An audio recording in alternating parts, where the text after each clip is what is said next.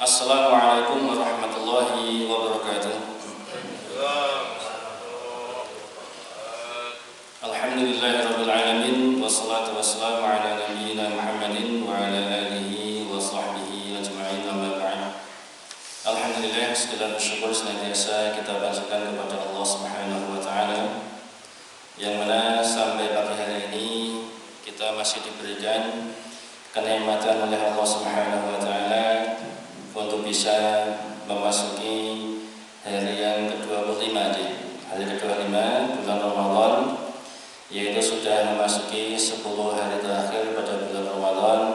Kita berharap dan berdoa kepada Allah Subhanahu wa taala semoga Allah Subhanahu wa taala mengaruniakan kepada kita keistiqomahan, tetap semangat dan tambah semangat untuk mengisi ketaatan khususnya di 10 malam bulan Ramadan, sehingga kita semuanya bisa termasuk ke dalam orang-orang yang mendapatkan malam Lailatul Qadar, dan semoga Allah Subhanahu wa taala menerima amal ibadah kita semuanya di bulan Ramadan ini. Amin ya rabbal alamin. Bapak sekalian rahimakumullah, kita lanjutkan kembali pembahasan kita tentang wudu. Kita masih membahas tentang hal seputar wudu,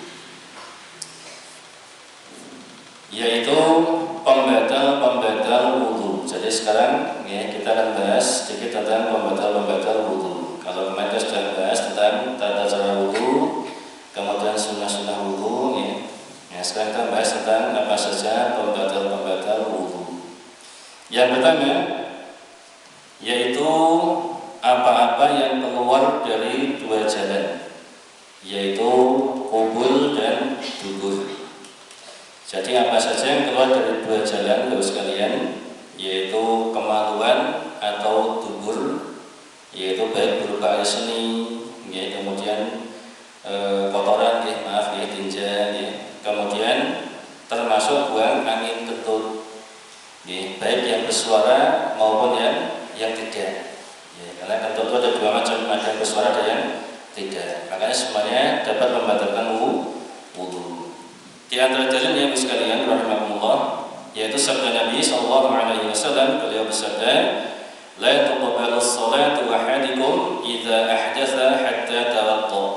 Salat salah seorang di antara kalian tidak akan diterima apabila ia berhadas sampai ia berwudu. Kemudian seseorang berkata kepada Abu Hurairah yang meriwayatkan hadis ini, wahai Abu Hurairah, apakah itu hadas? Maka Abu Hurairah menjawab, kentut yang tidak bersuara maupun yang bersuara. Ini hadis sahih Bukhari dan Muslim. Jadi tadi Nabi bersabda, Abu Hurairah meriwayatkan bahasa Nabi bersabda, apabila salat salah seorang di antara kalian tidak akan diterima apabila ia berhadas sampai ia berwudu. Apa itu hadas? Maka Abu Hurairah menjelaskan, yaitu kentut, baik yang bersuara maupun yang tidak bersuara. Kemudian juga kencing dan buang air besar. Imam Nawawi rahimahullah beliau mengatakan, adapun yang keluar dari dua jalan maka ia membatalkan wudu. Berdasarkan firman Allah Taala, "Au jaa'a ahadun minkum minal ghaid," atau sehabis buang air. Surat An-Nisa ayat 43. Dan berdasarkan sabda Nabi, la wudu'a illa min sautin aw rihin, tidak wajib berwudu kecuali karena ada suara atau bau. Maksudnya kentutnya itu, baik karena ada suara ataupun bau. Kalau jelas berarti dia kentut, berarti apa? Wajib berwudu. Maka ini menunjukkan apa? Bahwasanya kencing, buang air besar, kentut ini merupakan apa? Pembatal wudu. Bahkan Imam Nawawi melanjutkan, yang keluar dari kemaluan laki-laki dan perempuan atau yang keluar dari duburnya, maka semuanya membatalkan wudu, baik berupa tinja, air kencing, kentut, ulat misalnya misalnya perutnya ada apa misalnya cacing atau apa misalnya keluar dari apa? Keluar dari duburnya. Ini Imam Nawawi mengatakan itu juga membatal wudu. Pokoknya apa saja yang keluar dari dua jalan, jalan kemaluan dan dubur. kentut, ular, nanah misalnya, ya, nanah, keluar nanahnya misalnya, sakit apa misalnya. Kemudian darah, keluar darah, kerikil atau yang selainnya, ya mungkin habis nelen kerikil ya, keluar kerikil, maka ini beliau mengarang supaya membaca wudu. Dan tidak ada perbedaan antara yang jarang keluarnya dan yang sudah biasa keluar. Ini disebutkan oleh Imam An-Nawawi dalam Al-Majmu' Syarhul Muhadzab. Kemudian yang ketiga, yang selanjutnya pembatal wudu yaitu keluar mani. Ya, jadi keluar mani ini selain membatalkan wudu, ini dia juga mewajibkan mandi. Ini menurut ijma' kesepakatan ulama. Selain membatalkan wudu, ini juga mewajibkan kita untuk apa? Mandi besar. Ya. Semua perkara yang mewajibkan mandi, maka ia membatalkan wudu berdasarkan ijma'. Jadi kalau keluar mani mewajibkan untuk mandi, otomatis keluar mani itu apa? Membatalkan wudu. Membatalkan wudu. Apa itu mani? Mani adalah cairan berwarna putih kental, keluar karena dorongan syahwat dan berakhir dengan rasa lemas bagi orang yang keluar maninya. Dan mani ini keluarnya dengan cara apa? Apa istilahnya? Muncrat itu apa? Memancar. Baik laki-laki atau perempuan. Ya, jadi sekalian, ini kita tidak sedang bahas apa pornografi tidak ya. Ini kita sedang bahas apa hukum fikih. Hal seperti ini jarang dibahas. Ya, karena orang merasa tabu ya, izin Pak Ustaz, sehingga dia tidak tahu tentang hukum fikihnya. Padahal ini terkait dengan kita sehari-hari. Ya, terkait ini batal wudunya atau tidak, wajib mandi atau tidak, najis atau tidak. Maka ini wajib kita ketahui sekalian. Ya, maka hal ini perlu juga kita jelaskan dalam rangka menjelaskan hukum fikih. Ya. Jadi ada 3 air jenis air yang perlu kita tahu. Yang pertama air mani, yang kedua mandi, yang kedua wadi. Ya, 3 ini harus kita kenal. Yang pertama mani insya Allah sudah paham semua. Ya, mani dia selain batal wudu dia juga mewajibkan mandi. Kemudian yang selanjutnya madhi. Apa itu madhi? Keluar madhi ini juga membatalkan wudu. Madhi yaitu cairan yang bening, lengket, yang ia keluar ketika ada syahwat. Yeah. Tapi keluarnya tidak memancar gitu, tidak muncrat. Kalau mandi kan muncrat. Kalau madhi itu kadang seseorang itu misalnya ya sedang berhalusinasi itu ya, muncul syahwat. Okay. Atau misalnya suami istri sedang pemanasan misalnya, tahu-tahu keluar cairan kental. Okay. Ini namanya mandi, ya, bukan mani. Kalau mani keluarnya muncrat. Ya, ini mandi. Nah, mandi ini dia juga membatalkan wudu, Ya. Dan terkadang seorang itu tidak sadar. Ya, tahu-tahu kadang kok ada basah sedikit. Ya. Nah, itu mandi. Dia bening dan lengket keluar karena ada syahwat. Dan hal ini dialami oleh laki-laki dan perempuan. Madhi hukumnya najis dan wajib mencuci kemaluan dan sekitarnya yang terkena madhi. Adapun kalau mani nanti sekalian itu ada khilaf ya. Ada khilaf najis atau tidak mani itu mani. Ya. Adapun sebagian ulama mengatakan tidak najis kalau mani. Ya, kalau mani tidak najis meskipun sebaiknya dicuci tapi tidak najis. Tapi kalau mandi ini najis dan wajib mencuci kemaluan. Keluarnya mandi membatalkan wudu ini berdasarkan hadis dari sahabat Ali bin Abi Thalib radhiyallahu anhu. Ia berkata, "Kuntu rajulan madza'an wa kuntu astahyi an as'ala an-nabiy sallallahu alaihi wasallam limakani ibnatihi. Fa amartu al-Miqdad bin Aswad fasa'alahu faqala yaghsilu dzakarahu wa yatawadda." Aku adalah seorang laki-laki yang sering mengeluarkan madhi, yang sering keluar madhi beliau. Dan aku merasa malu bertanya kepada Nabi, wajar lagi. Tanya pada mertua, malu wajar ya. Karena Fatimah ini istrinya siapa? Ali, malu. Lalu aku menyuruh Al-Miqdad bin Aswad. Nah, beliau menyuruh kemudian siapa? Sahabat yang lain, Miqdad bin Aswad. Maka ia bertanya kepada Nabi. Maka beliau SAW bersabda, Ya usilu dzakarahu wa yatawadda. Hendaklah ia mencuci kemaluannya dan berwudu. Ini hadis sahih Bukhari Muslim. Ya, Nabi memerintahkan itu apa? Mencuci kemaluan dan berwudu. Menunjukkan apa? Berarti najis harus disuci. Ya. Dan mewajibkan apa? Beliau memerintahkan untuk berwudu. Berarti apa? Ini membatalkan wudu. Ini madhi, jelas ya? Mani, madhi. Nah sekarang wadi, apa itu wadi? Demikian keluarnya wadi ini juga dapat membatalkan wudu. Ya, wajib baginya mencuci kemaluannya dan berwudu. Air wadi adalah cairan bening yang agak kental.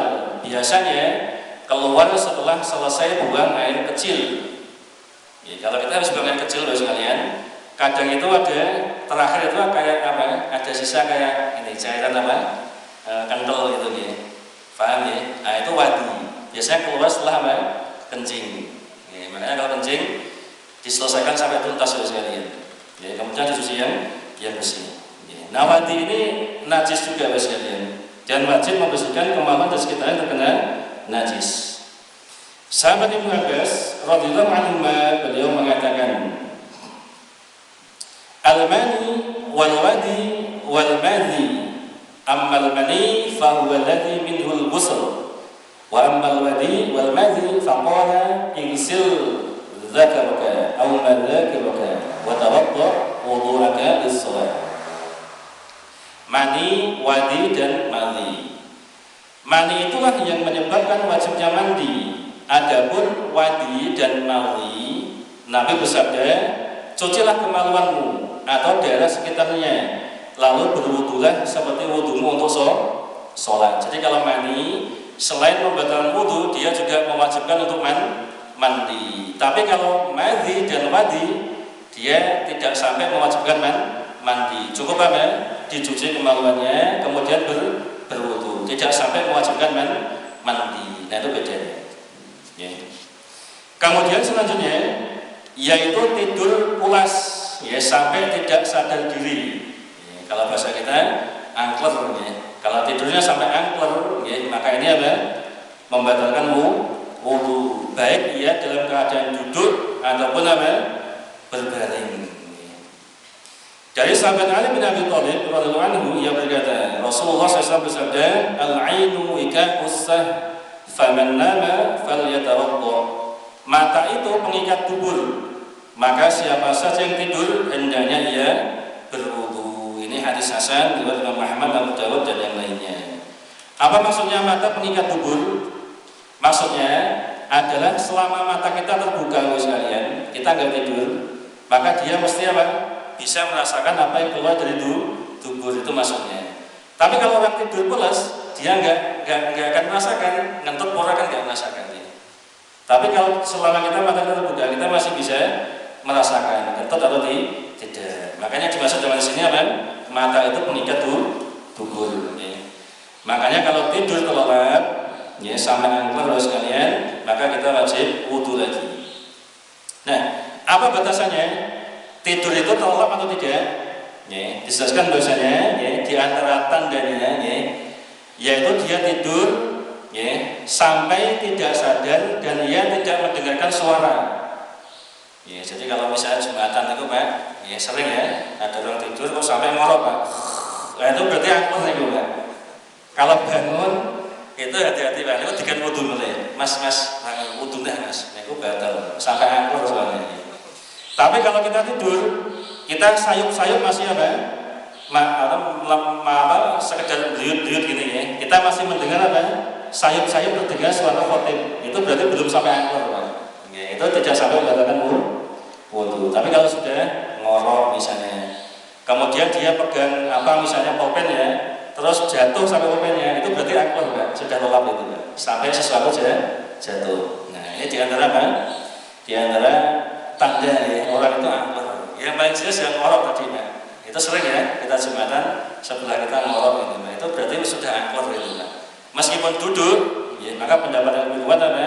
Tetap wajib wudu. Maka disuruh wudu Pak. Wudu nas. Ya, seperti itu. Ini tidur pulas. Kemudian selanjutnya yaitu hilang akal. Misalnya gila, pingsan. ya gila atau pingsan atau mungkin mabuk yang disebabkan obat tertentu. Ya, maka karena keadaannya tidak sadar, di mana ia tidak mengetahui wudunya batal atau belum, maka ini membatalkan wudu menurut kesepakatan jumhur ulama. Ya, jadi kalau ada orang berwudu, ya, sudah berwudu nih, Pak, mau sholat tiba-tiba pingsan dia, Pak. Kemudian ketika bangun apa, sudah siuman, maka harus wudu lagi, Pak, batal. Ya, karena dia sudah pingsan. Ya, atau mungkin apa? Akalnya hilang, ya, tiba-tiba nggak tahu, mungkin ada kayak gitu ya, sing bentuknya umat-umatan gitu ya, malah gendeng kok panasnya. Nah pas gendeng nih kok pas panas, ini kok butuh melek nih kok sekali. Karena pas gila itu apa? Akalnya hilang. Ya. Kemudian yang selanjutnya menyentuh kemaluan dengan syahwat, menyentuh kemaluan langsung dan dengan syahwat, diiringi syahwat, maka ini bisa membatalkan wudu. Ya, di antara dalilnya Nabi bersabda, "Idza afdha ahadukum bi yadihi ila farjihi wa laysa bainahu wa bainahu hijabun wa la satrun faqad wajaba 'alaihi wudu." Jika salah seorang dari kamu menyentuh kemaluannya dengan tanpa alas atau tutup, maka wajib 'alaihi wudu, maka ia wajib berwudu. Ini hadis sahih, hadis riwayat Ibnu Hibban, Al-Baihaqi dan yang lainnya. Ya, jadi menyentuh langsung dengan syahwat. Ya, kalau tersentuh biasa bos kalian, ya, maka ini tidak sah dalam wudu. Ini pendapat yang lebih kuat. Apa dalilnya? Dalilnya Nabi pernah ditanya tentang seseorang yang menyentuh kemaluannya setelah wudu, maka beliau menjawab, wa hal huwa illa bad'atun minhu. Bukankah kemaluan itu bagian dari tubuhnya? Kan kemaluannya apa? Sama dengan tubuh yang lain. Ya, kesentuh, ada masalah. Ya, ini hadis sahih riwayat Abu Dawud. Maka apa? Cara mengkompromikannya, ulama mengatakan berarti yang membatalkan itu apa? Menyentuh langsung disertai dengan syahwat. Ya, maka ini membatalkan wudu. Kemudian satu lagi yang terakhir yaitu makan daging unta. Makan daging unta. Apa dalilnya? Dalilnya dari sahabat Jabir bin Samurah radhiyallahu anhu bahwa seorang laki-laki bertanya kepada Rasulullah sallallahu alaihi wasallam, "Atawaddau min luhumil ghanam?" Qala in syi'ta fatawadda wa in syi'ta fala tawadda. Apakah aku harus berwudu karena makan daging kambing? Rasul menjawab, kalau engkau mau silakan berwudu. Kalau kamu tidak mau, tidak perlu berwudu. Maka ia bertanya lagi, qala atawaddau min luhumil ibil? Apakah aku harus berwudu karena makan daging unta? Nah, maka Nabi menjawab, na'am, ya. Fatawadda min luhumil ibil. Berwudulah karena makan daging unta. Ini hadis sahih riwayat Imam Muslim dan Ibnu Majah. Jadi orang tadi jelas bertanya kan, apakah aku harus wudu? Ya, karena makan daging kambing. Nabi mengatakan apa? Kalau mau silakan wudu, kalau enggak ya enggak apa-apa. Berarti enggak wajib wudu, ya, tidak membatalkan wudu. Tapi ketika orang tadi bertanya lagi, apa aku harus berwudu karena makan daging unta? Nabi menjawab, iya, berwudulah karena makan daging unta. Berarti apa? Makan daging unta bos sekalian ini bisa membatalkan wudu. Ya, ini hadis sahih riwayat Imam Muslim dan Ibnu Majah. Ya, jadi hati-hati kalau pas haji umroh ya, makan daging unta ya wudu lagi. Ya, kalau bisa membatalkan wudu. Kenapa kok daging kambing enggak batal kalau unta batal? Ya karena Nabi mengatakan seperti itu. Ya tidak perlu kita apa? Kenapa ya dipikir? Nah, ya karena Nabi bersama demikian sudah samina wa ata'na. Ya, sudah Bapak sekalian. Ya. Orang beriman itu apa? Ketika mendengar dalil seperti ini, mendengar firman Allah, mendengar sabda Nabi, orang beriman bagaimana sikapnya? Samina wa ata'na. Kami dengar dan kami taat. Ya. Bukan kami dengar kemudian apa? Adil, tekan dinding. Ya saudara beriman itu apa? Samina wa ata'na. Ya, demikian sekalian, semoga bermanfaat. Mohon maaf jika kesalahan. Subhanakallahumma bihamdika asyhadu an la ilaha illa anta astaghfiruka wa atubu ilaik. Assalamualaikum warahmatullahi wabarakatuh.